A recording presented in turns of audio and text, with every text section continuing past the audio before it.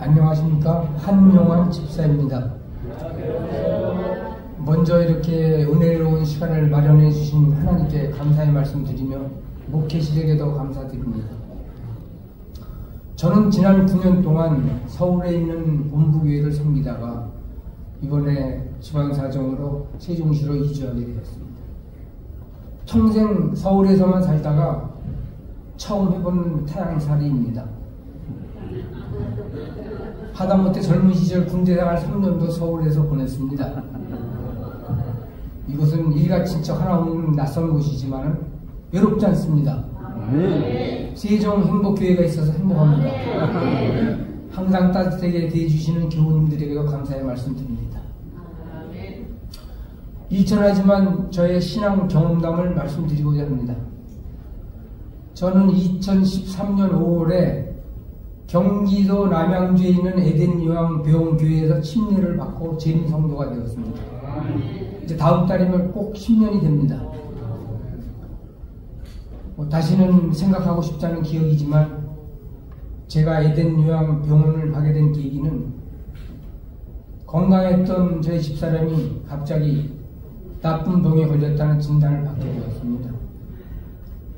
이미 암세포가 다른 단계까지 전이돼서 수술도 할 수 없는 상황이었습니다. 그래서 너무나 황망해서 여기저기 우왕좌왕 몸에 좋다는 치료를 받으러 다녔습니다. 가까이는 경기도 양평에 있는 황토방에서부터 멀리는 아무런 연고도 없는 전라도 화순까지 가서 2주일간의 단식 치료도 해보았습니다. 그런 와중에 에덴요한병원을 알게 됐습니다. 그래서 2012년 7월에 에덴에 입원해서 그곳에서 진행하는 다양한 치유 프로그램에 참여하면서 서울 아산병원에서의 항암 치료도 병행했습니다. 집사람이 처음 에덴에 입원할 때는 몸이 안 좋아서 휠체어에 의지했는데 차츰 몸이 좋아지더니 하루에 1-2시간씩 산책을 할 수 있을 정도로 몸이 회복됐습니다. 그래서 이러다 보니 기적이 일어날 수도 있겠구나 하는 기대감도 점점 커졌습니다. 근데 한 5-6개월 정상인처럼 살다 가더니 찬바람이 부는 겨울이 되니까 다시 몸이 안 좋아지기 시작했습니다. 기존에 쓰던 약이 내성이 생겨서 좀 더 독한 약으로 바꿔야겠습니다. 그러다 보니 이제 물리적인 치료는 한계가 왔구나 이런 생각이 들면서 늦게나마 모든 것을 하나님께 의지하기로 했습니다. 그래서 해가 바뀌고 2013년 2월 달에 집사람이 먼저 침례를 받았습니다.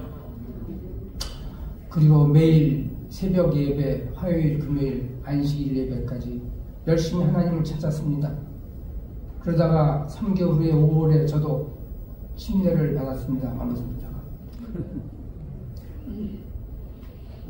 그렇게 이제 침례를 받고 정식 교인이 되었으니 교회에 11조도 드리고, 교회는 생전 처음 가본 거지만 11조라는 걸 많이 들어서 알고 있었으니까 11조도 드리고 각종 헌금도 드려야 되는데 제가 병원에 같이 있다 보니 수입이 없었습니다.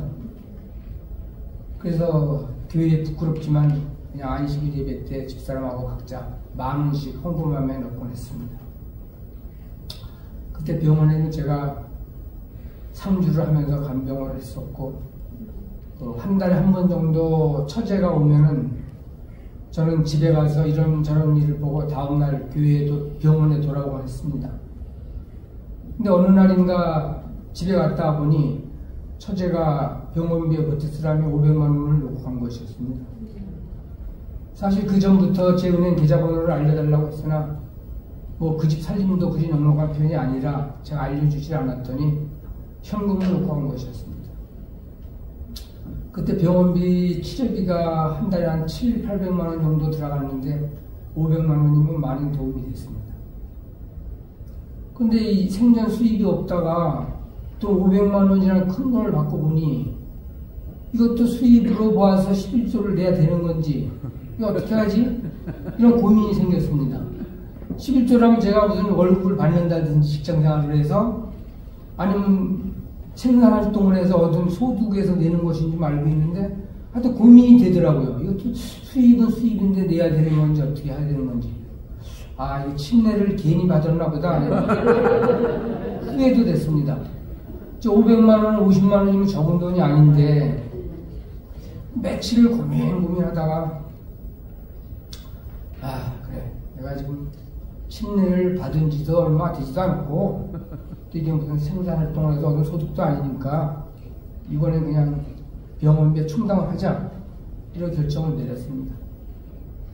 그런 생각을 집사람한테 얘기했더니 집사람이 하는 말이 여보, 우리가 교회 다니면서 수입이 없어서 헌금도 못하고 11조도 못 드리고 그리고 교회에 창피하고 민망하게 생각하니까 하나님이 11조 내라고 돈 주신 거야? 그러는 거였습니다. 깜짝 놀랐습니다. 저는. 아니 자기 동생이 준 돈인데 하나님이 주신 것이라니. 마치 예수님이 말씀하시는 것처럼 들렸습니다. 그래서 막 머릿속에 엉클어져 있던 실타래가 확 풀리는 느낌이었습니다. 아, 그렇다. 내가 며칠 동안 사탄에 홀렸던 것이다. 이게 내게서 50만 원이 없어지는 것이 아니라 하나님께서 내게 450만 원을 주신 것이다. 10%가 없어지는 게 아니라 90%가 남는 것이었습니다. 11조를 많이 드리면 드릴수록 상대적으로 남는 90%는 더 많았습니다. 제가 은행원 출신이다 보니 계산을 좀 잘하는 편입니다. 이 세상에 90%가 남는 사업이 어디 있겠습니까? 다 아시는 삼성전자나 아니면 세계에서 가장 큰 기업인 미국의 애플이라는 회사도 90%라는 수익률을 낼 수가 없습니다. 오로지 하나님의 사업만이 90%의 수익률을 낼 수 있었던 것이었습니다. 성도님들 모두는 다 하나님의 사업을 하시는 부자들이십니다. 그렇게 신앙생활을 하다가 집사람은 이제 결국 투병생활을 이기지 못하고 2013년 7월에 이승을 떠났습니다. 정신없이 모든 일을 마무리하고 저는 또 다른 삶을 살게 됐습니다. 하루하루가 어떻게 지나는지 매일 술만 마시고 피폐한 생활을 하다가 이래서는 안 되겠다. 정신을 차리자고 지리산 둘레길 산행에 나섰습니다.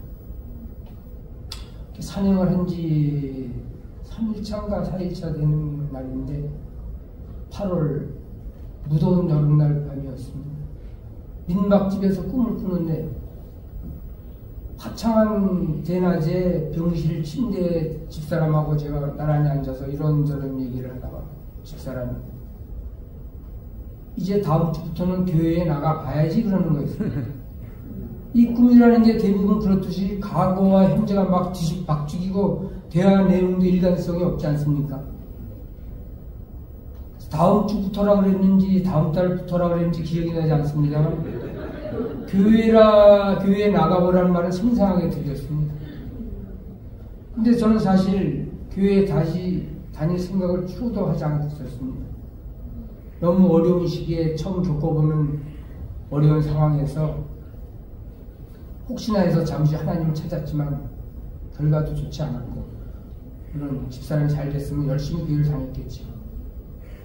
그리고 저희 가족이 형제가 7남매인데 교회에 다니는 사람도 아무도 없고 주변에도 아무도 없었습니다. 그래서 교회를 다시 다니라고 생각도 안 했는데 갑자기 꿈에 나타나서 교회를 나가라는 이게 또 무슨 일인가. 그 다음날 일어나서 산행을 중도에 포기하고 집으로 올라왔습니다. 또 며칠 고민하다가 교회를 내가 신앙심도 없는 내가 건성건성 집사람 내가 다녔지만 이제 교회를 다닌다는 게 무슨 의미가 있나 이런 오만 고민을 하다가 그래 이렇게 사느니 나에게는 아직 아들과 딸이 있고 또 혈친들도 여럿이 있다. 교회 한번 나가보자 해서 그때 당시 에덴요양병원교회에서 저희를 인도해 주셨던 권춘희 목사님에게 전화를 드렸더니 그분이 본부교회로 연결해 주셨던 것이었습니다.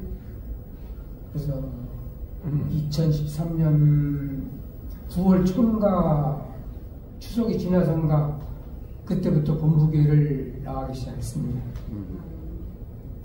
그렇게 건성건성 한 1년여를 안식일 예배만 참석하면서 지냈는데 그때 그 부목사님이셨던 이효신 목사님이라고 계셨는데 그분이 이제 교과 공부도 좀 해보시는 게 어떻겠냐 그렇게 권유를 하셔서 초신자반에 들어가서 교과 공부도 하게 됐습니다. 그때 초신자반이 한 10명 정도 됐었는데 저희는 수업을 본부교회 6층 회의실에서 수업을 했습니다. 초신자반. 6층 회의실 창밖을 이렇게 보면은 바로 앞에 시조사가 있고 그 뒤에 현대아파트 단지가 있습니다. 근데 저는 까마득히 입고 있었는데 그 아파트 단지가 들어서기 전에 거기 제가 다니던 학교가 있었습니다. 학교가 이사를 가고 아파트가 들어선 곳인데 전혀 저는 까마득히 입고 있었습니다. 저는 고등학교 3학년 동안을 매일 시조사 앞을 통해서 등하교를 했는데도 시조사가 뭐 하는 곳인지도 몰랐고 그 앞에 이런 큰 교회가 있었는지도 몰랐는데 참 묘한 인연이구나. 이 우연인가 아니면 하나님이 정해주신 필연인가. 교회라고는 전혀 다니지도 않았던 제가 고등학교 졸업한 지 40년이나 지나서 재림 성도가 돼서 그 같은 동네에 있던 본부교회를 다니게 된 것도 또 재림 성도가 돼서 10년이 돼가지고 이거 세종 행복교회의 한 식구가 된 것도 우연이 아니고 다 하나님이 정해주신 것이라는 생각이 들었습니다. 네. 그래서 제가 앞으로 살아가면서 무슨 생각을 하고 어떤 행동을 해서 어떤 결과가 나오든지 이건 제 의지가 아니라 모든 것은 하나님의 의지로 되는 것이라는 것이 확신되었습니다. 항상 기뻐하고 쉬지 않고 기도하며 범사에 감사하는 삶을 살아가겠습니다. 성도님들의 가정에 하나님 은혜가 가득하기를 기원합니다. 감사합니다.